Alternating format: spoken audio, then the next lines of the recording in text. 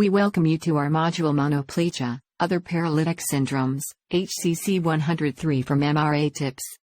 This module has been developed specifically for MRA reviewers as a refresher on diagnosis criteria, documentation, and coding of monoplegia, other paralytic syndromes.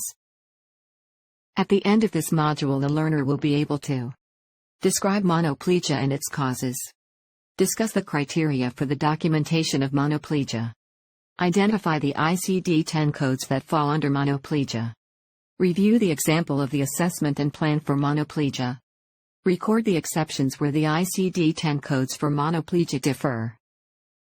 Monoplegia is described as paralysis related to a single limb or a region of the body, usually an arm. It is a type of paralysis that falls under hemiplegia.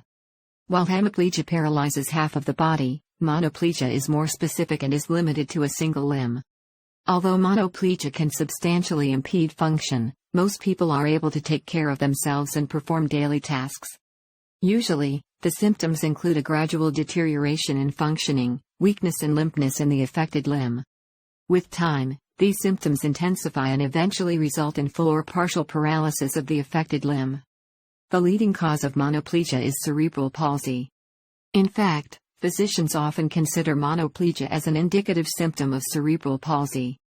Monoplegia can also be caused by a cerebral vascular accident, CVA, or a stroke, which is a medical condition in which poor blood flow to the brain results in cell death. After a stroke event, it is common that neurological defects are present, such as unilateral paresis or weakness of one side of the body or, in its more severe form, a complete paralysis of half the body, hemiplegia.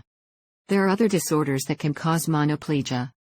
They include head and spinal cord injuries, aneurysms, infections of the brain or spinal cord and lesions or cancer of the brain or spinal cord. The criteria for the diagnosis of monoplegia involves a positive past medical history of a stroke, a positive physical examination for neurological deficits, which covers the laterality and indicates the affected side of the body, and a sequelae or residual effect of cerebral vascular accident. Let's take a look at the ICD-10 codes related to monoplegia. For sequelae of stroke, not otherwise specified, the ICD code is I69.30.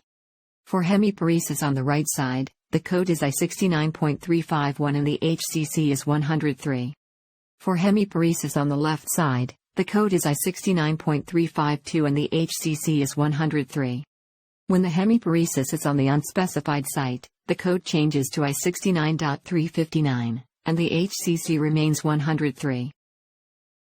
The assessment and plan should address the diagnosis as current and include two support indicators. Let's see an example of a progress note for monoplegia. Patient name: Jason Siegel. Date of service: April 26, 2019.